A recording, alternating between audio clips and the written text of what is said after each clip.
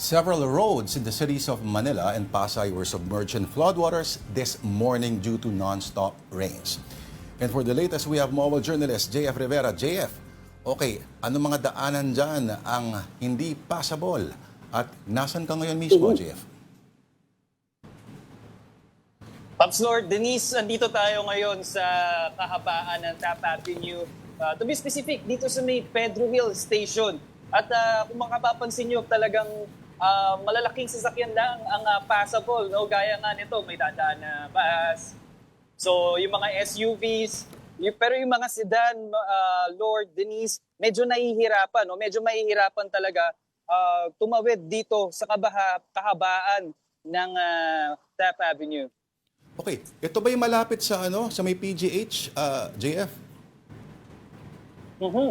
Tama ka dyan, Pops Lord. Dito mismo yan sa harap ng PGH, no? Pero andito tayo banda sa may sa may sige, tama kayo, Pops Lord.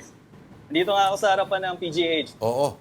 Okay, ingat ka dyan, JF, ha? Baka mamaya PGH ka. Pero last week, nagkaroon pa ng seremonya sa binuksan supposedly ng MMDA at ng Mayor ng Maynila, yung floodgate dyan sa may sa malapit sa may Manila Yacht Club, sa may Rojas Boulevard.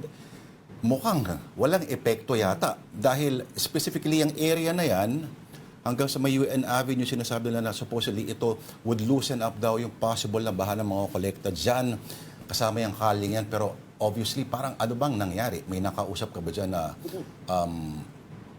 person in charge?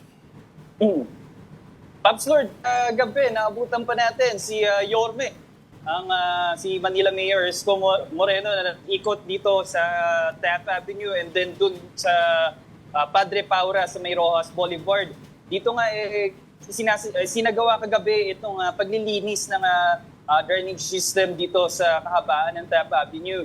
At ang paliwanag sa atin ni Manila Mayor Isko Moreno, hindi naman daw basura ang nakaka-contribute dito sa baka na nararanasan dito sa Taft Avenue, kundi yung mga pura, yung mga lupa na kumapit na mismo doon sa drainage.